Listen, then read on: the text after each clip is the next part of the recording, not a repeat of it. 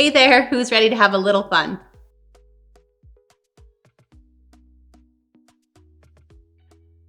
Welcome back, people, and a huge welcome to my Thrival Tribe. If you haven't met me before, my name is Lexi Tommy, and this is my Thrival Guide. Every Thursday, I sit down and talk to you about how to get your life together. It's a fun little channel on adulting, and it's going to help everything in your day-to-day go much smoother. So stay tuned today and subscribe below so I can keep coming back at you on Thursdays. So how's it going? This month, we are going to talk about something that everybody should be talking about. How to look at money, how to get money, how to save money, and how to take your control back. Costs of housing, costs of interest rates, gas, groceries, utility bills going up, activity rates skyrocketing. It's amazing how much things have gone up. And I'm not sure about you, but I'm getting the same paycheck. So let's talk a little bit about how to get you back on track and get you into control. Gone are the days of buying whatever the heck you felt like at that moment. It's time to reel it in. I know, it may feel a little bit awkward. It may even feel a little bit restrictive in the beginning. But in the end, I know you will see that taking control of your spending, your debt, and your savings can feel so good. It can be empowering in a way that you didn't even realize. I know it was for me. People can be so embarrassed to talk about debt, competing with the Joneses and all of that, looking beside you and seeing your coworker's new purse. She's not making any more than you're making. She's not lucky she didn't find a little pool of cash somewhere. She's in debt too. So competing with her is useless. As I was growing up, nobody talked about money. Like nobody talked about money around me. No one talked about how much you paid, how much you saved, how much you owed, how much something cost. That was like a non-conversation. It didn't happen in my home. It didn't happen in my community. I didn't hear it around me. It didn't happen even in school. So when I left out on my own, I knew nothing about money. And yeah, you could say like I grew up knowing the value of money. I worked at our family bakery from the time I was a little kid.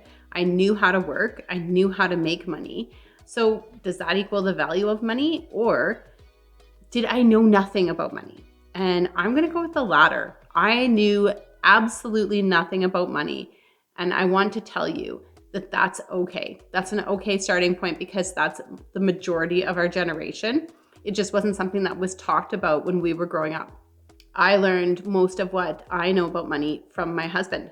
And the reason that I learned it from my husband is because it was out of necessity. For him, having a savings account, having investments, cutting back in areas, being able to save as much as he possibly could and doing what he could, it was important to him, and it's actually what made him feel safe.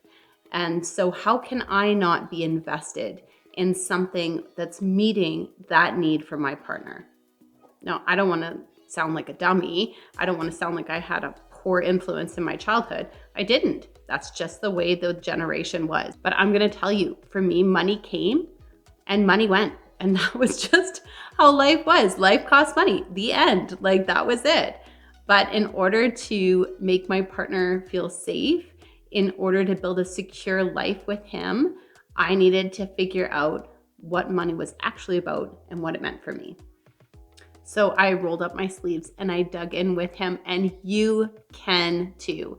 Money can mean different things to different people, but it's the security and the decreased stress that can provide value for all of us.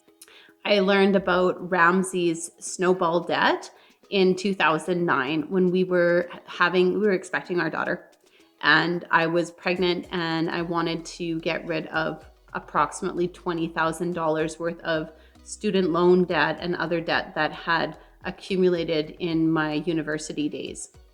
In order to do that, I had to look up some kind of concept around debt and debt, reduction. And so the model that I took was the Ramsey snowball debt. Look it up. I promise you it's a good investment in time, at least, to understand how to get rid of large forms of debt in the least amount of time and how to feel successful doing it. And again, I tackled that debt for a reason. We were pregnant. I wanted the security and the freedom to enjoy my maternity leave. I wanted to be able to afford the new costs that baby was going to bring without added pressure. So I needed to get rid of my debt, and I needed to learn more about how to save money and do better with it. One of the things that I learned, and I'll share with you this month, is what I learned about my spending. I was an emotional spender. So I would be at the grocery store and I'd love to buy that nice candle that was on sale. Hit 2 markers, nice, on sale, loved that. But if I'm going to be honest, it wasn't just about the candle. If it was just the candle when I was supposed to be buying groceries, it probably wouldn't have been a problem. But it wasn't just the candle, it was 10 other unnecessary items that I threw in the cart.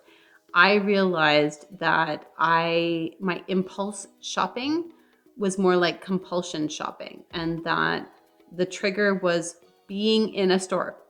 That's all. That's all it took, right? It's like they tell you, don't go grocery shopping when you're hungry. For me, it was don't go in a store when you're bored or have a to-do list for something else, because you will shop, right? And I didn't have huge shopping issues. It was nothing too severe. It didn't get us into a great deal of debt or anything like that. But it was enough to prevent savings. And I realized I was coming away with a temporary thrill for something that did not benefit my life. And then I didn't like the feeling of feeling guilty afterward and regretful of the purchase.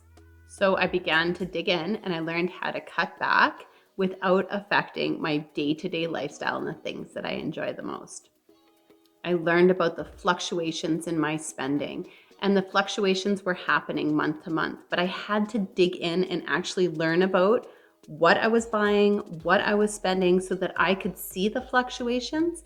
And once I was able to see the fluctuations, I introduced some syncing accounts that I'll introduce you to later this month. And the syncing accounts helped stabilize those fluctuations so that I didn't have these high spending months and low spending months anymore. It reduced worry, it reduced panic, it reduced guilt for purchases that I couldn't necessarily avoid. It was just a fluctuation that I was dealing with. Preparing those syncing accounts and doing simple savings really helped me in feeling more secure and feeling more in control of what money is for me.